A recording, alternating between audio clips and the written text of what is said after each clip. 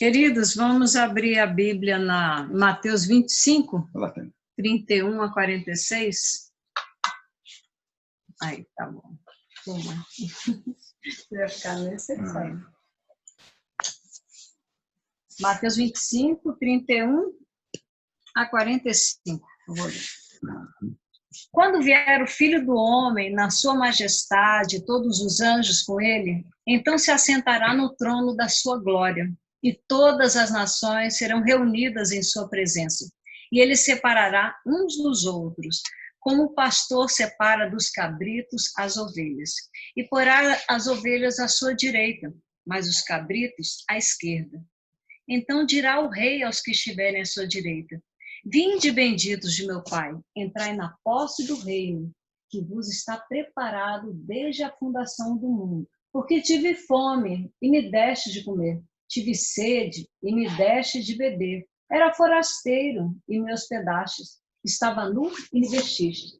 Enfermo, e me visitastes. Preso, e foste ver-me.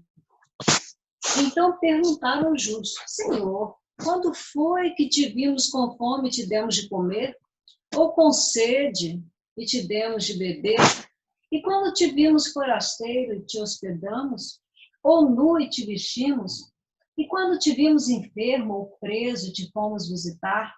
O rei respondendo lhe dirá: Em verdade vos afirmo que sempre que o fizeste a um desses meus pequeninos irmãos, a mim o fizeste. Então o rei também dirá aos que estiverem à sua esquerda: Apartai-vos de mim, malditos, para o fogo eterno, preparado para o diabo e seus anjos. Porque tive fome, e não me deste de comer. Tive sede, e não me deste de beber.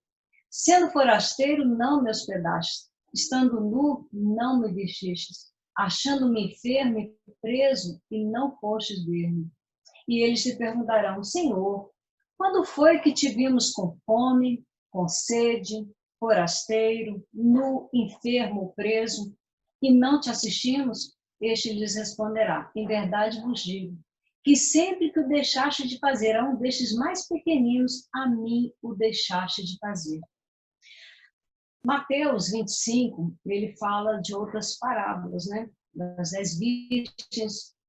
Mas quando nós vemos o capítulo 25 de Mateus, nós vemos que desde o capítulo 1, desde o versículo 1 a 13, Jesus incentiva a nós sermos vigilantes quanto a estarmos preparados para a sua vinda e ter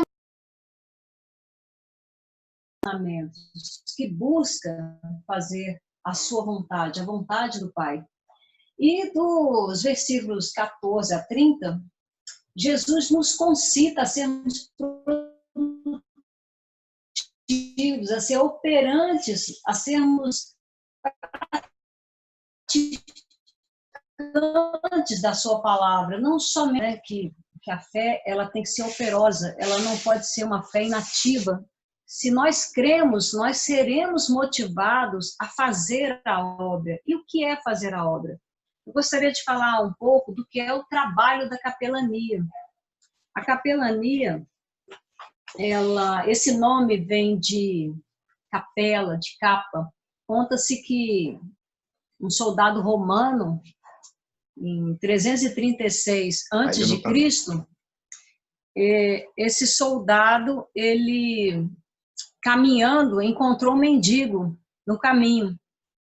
E ele compadeceu-se, porque estava muito frio, era uma noite chuvosa e fria, e ele repartiu a sua capa e cobriu esse mendigo.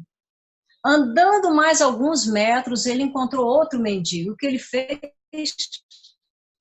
Pegou outro pedaço da capa e o cobriu para que aquecesse. Então, o trabalho o que é capelanear? É um trabalho de assistência espiritual. É uma assistência que traz conforto e consolo, não só para os enfermos, para aqueles que sofrem, porque nós temos vários tipos de capelania. E hoje eu quero falar um pouco para vocês da capelania hospitalar, que é assistir aquele que está enfermo, aquele que está no leito de dor. Eu gostaria até de fazer uma menção sobre leito. Nem sempre leito dá uma impressão de dor. Não. Leito também, quando você pensa em leito, quando você pensa em dormir, você pensa também em aconchego, em abraçar, às vezes, seu filho, vai orar com ele, vai ler uma história. Você pensa também em estar com quem você ama ao lado. Você pensa em estar amparando alguém, talvez visitando a sua mãe, os seus irmãos, brincadeiras, muitas coisas lembra leito. Leito tem cobertor, então tem aquece, tem carinho, tem aconchego, tem uma série de coisas. Então leito não é só leito de dor, não é só leito de morte. Leito nos remete a pensarmos que quando nós nos aproximamos na capelania hospitalar, que é o nosso caso, de um leito, nós vemos um enfermo que, às vezes, ele não está só enfermo do corpo, ele está enfermo na alma, ele carrega culpas, ele carrega coisas que ele trouxe da vida dele, da experiência dele, e da falta de convívio também com os próprios familiares. Então, muitas vezes, assistir no leito significa mais ouvir do que falar.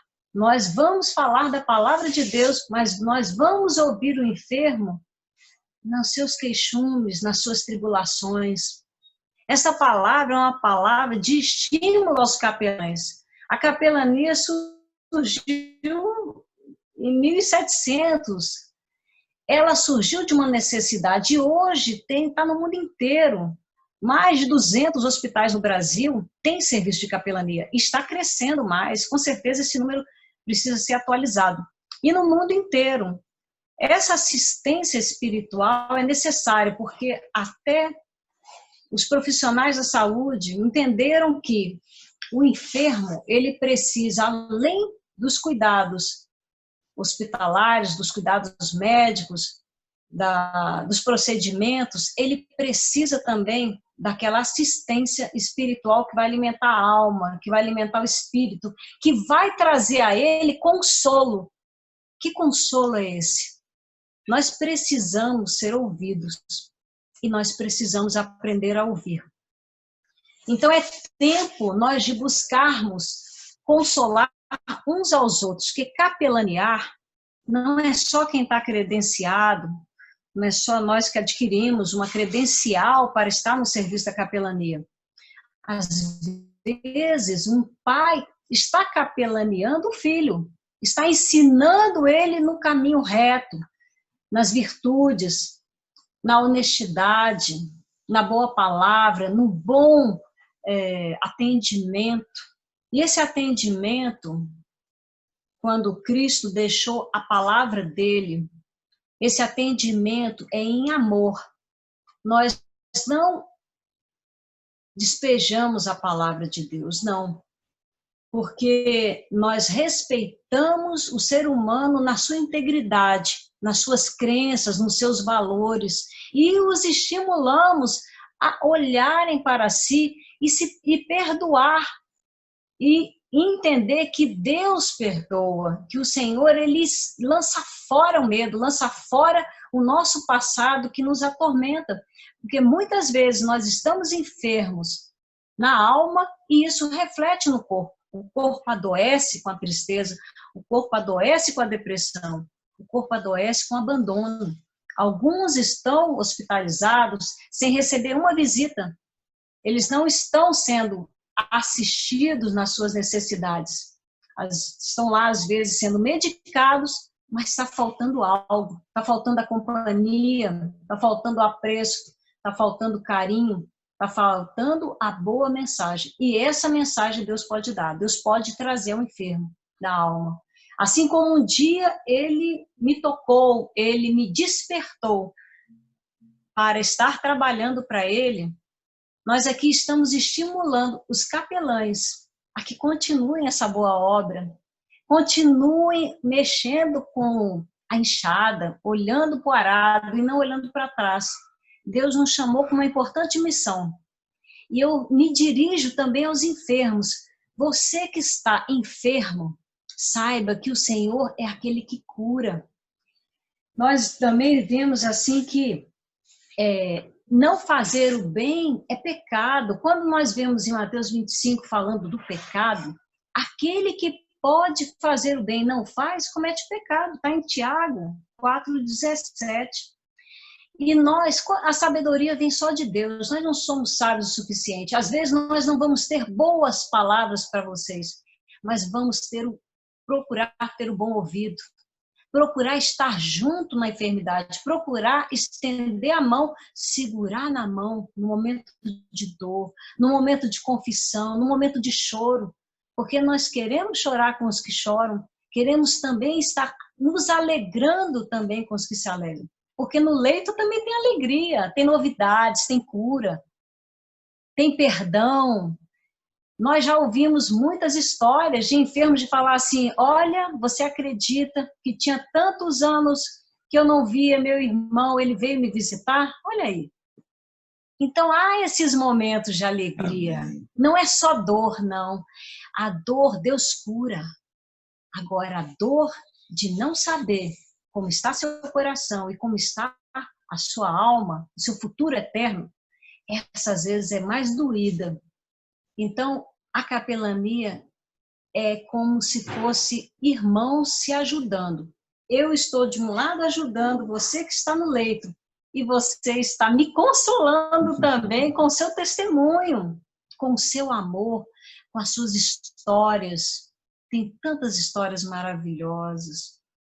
Já vi há pouco tempo, meses atrás, antes de começar essa pandemia que estamos vivendo, que tem feito muitos sofrerem. Não sofram por causa da pandemia. Deus ainda está presente, Deus está atuando. Ele não nos deixou. Não sofra, não sofra.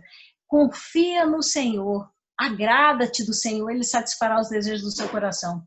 Então, eu já vi idosas no leito lá, doente, fazendo quimioterapia, e sabe o que ela estava fazendo? Estava ao telefone falando com o filho, com o neto, e dando conselhos e aconselhando, não estava abatida, porque o Senhor é aquele que levanta o que está abatido, e traz paz, e traz alento, aconchego àquele que está contrito, doído. Então, essa palavra de capelania é um privilégio sermos capelães no HUB, hospital que tem nos acolhido e tem acolhido o enfermo e tem levantado e dado oportunidade de que a palavra de Deus seja para consolo daqueles que sofrem e também seja testemunho para aqueles que estão vencendo as suas lutas. Nós estamos juntos, todos no mesmo propósito, de anunciar o evangelho da salvação e trazer as boas novas aos aflitos. Deus enxugará dos nossos olhos toda lágrima. O nosso futuro é com Ele. Cada um de nós tem uma história. A nossa história não é pior nem melhor do que a de ninguém. Todos têm as suas lutas, suas batalhas. E a história certa, quem vai escrever é o Senhor. Ele escreve a nossa história.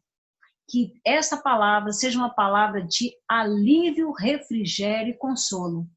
A você, capelão, ao médico, ao profissional da saúde, a você, enfermeiro, aquele que serve aquele cafezinho, que está nos acolhendo, a todos os que estão servindo de alguma forma, o alimento também, físico também, não só o espiritual, o físico também, porque o corpo precisa de vestir, senão seria uma hipocrisia. A gente não pode dizer vá em paz quando a pessoa está com fome, e nem vá em paz quando está com frio, ou quando está com alguma necessidade. Então, fica essa mensagem de amor e misericórdia, porque o Senhor, a palavra fala também em Tiago 5,13, que alguém está entre vós sofrendo, faça oração. Está alguém alegre? Cante louvores. É isso que nós fazemos aqui, nós cantamos louvores na capelania e falamos do amor de Deus para você. Amém? Que Deus abençoe a todos esta tarde. É o que eu peço ao Senhor. Em nome de Jesus.